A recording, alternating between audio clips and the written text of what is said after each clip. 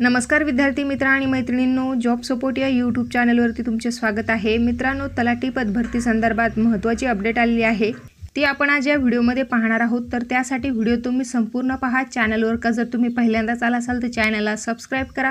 हा व्हिडिओ आवडल्यास लाईक करा। असेच नवीन व्हिडिओ आम्ही तुमच्यासाठी घेऊन येत असतो।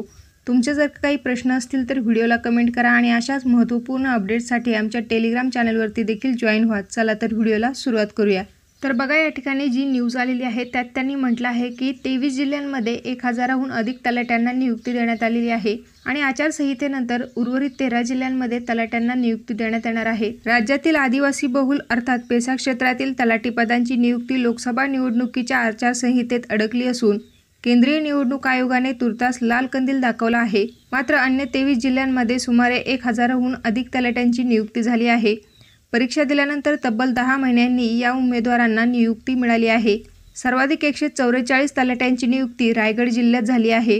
राज्यात गेल्या वर्षी जूनमध्ये 4466 जागांसाठी 10,41,713 एवढे अर्ज प्राप्त झाले होते। त्यापैकी 8,64,960 उमेदवारांनी परीक्षा दिली।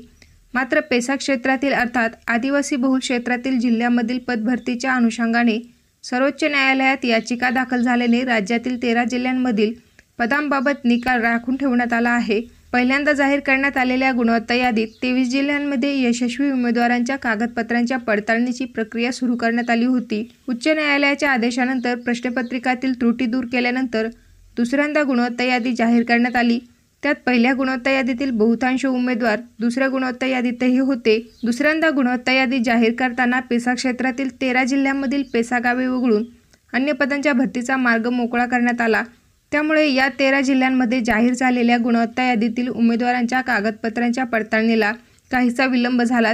त्यातच लोकसभा निवडणुकीची आचारसंहिता लागली। दरम्यान पडताळणी पूर्ण झाल्यानंतर उमेदवारांकडून पसंतीक्रमही घेण्यात आला। मात्र नियुक्ती देताना आचारसंहितेच्या नियमांची अंमलबजावणी कशी करावी असा पेच जिल्हाधिकाऱ्यांपुढे निर्माण झाला। त्यामुळे त्यांनी राज्य सरकारकडे या संदर्भात पत्रव्यवहार केला। राज्य सरकारने हा प्रश्न केंद्रीय निवडणूक आयोगाच्या कोर्टात धाडला।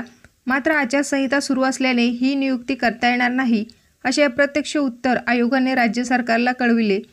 त्यामुळे या 13 जिल्ह्यांमधील तलाट्यांची नियुक्ती अद्याप होऊ शकलेली नाही। तसेच रायगड जिल्ह्यामध्ये सर्वाधिक तलाट्यांना नियुक्ती देण्यात आलेली आहे। 141 उमेदवारांना या ठिकाणी नियुक्ती देण्यात आलेली आहे। राज्यातील अन्य 23 जिल्ह्यांमध्ये 2479 निवड झालेल्या उमेदवारांपैकी 1449 उमेदवारांच्या कागदपत्रांची पडताळणी पूर्ण झाली होती।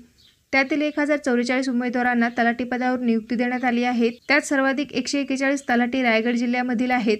त्याखालोखाल 143 उमेदवार सोलापूर जिल्ह्यामध्ये आहेत। अमरावती, यवतमाळ, पालघर, गडचिरोली, पुणे, नगर, नंदुरबार, धुळे, नाशिक, जळगाव, चंद्रपूर, नांदेड व ठाणे या जिल्ह्यांमधील 1703 उमेदवारांची नियुक्ती रखडली आहे।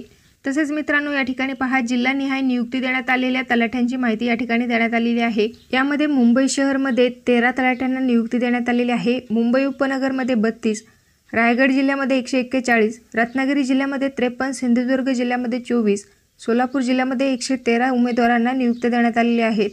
तसेच सातारामध्ये 38, सांगलीमध्ये 44, कोल्हापूरमध्ये 21, नागपूरमध्ये 53, वर्धामध्ये 63, भंडारामध्ये 23, गोंदियामध्ये 17, अकोलामध्ये 31, बुलढाणामध्ये 36, वाशिममध्ये 21, छत्रपती संभाजीनगरमध्ये 59, बीड जिल्ह्यामध्ये 55, परभणी जिल्ह्यामध्ये 81, धाराशिव जिल्ह्यामध्ये 64, जालना जिल्ह्यामध्ये 16, लातूरमध्ये 17, हिंगोलीमध्ये 29 अशा एकूण 1044 उमेदवारांना नियुक्ती देण्यात आली आहे आणि आचारसंहितेनंतर उर्वरित 13 जिल्ह्यांमध्ये तलाट्यांना नियुक्ती देण्यात येणार आहे अशी माहिती या न्यूजमध्ये देण्यात आलेली आहे। तर मित्रांनो, ही होती तलाठी पदभरती संदर्भात महत्त्वाची अशी अपडेट। हा व्हिडिओ जर का तुम्हाला आवडला असेल तर लाईक करा, शेअर करा। भेटूया परत अशाच एका नवीन व्हिडिओ सोबत।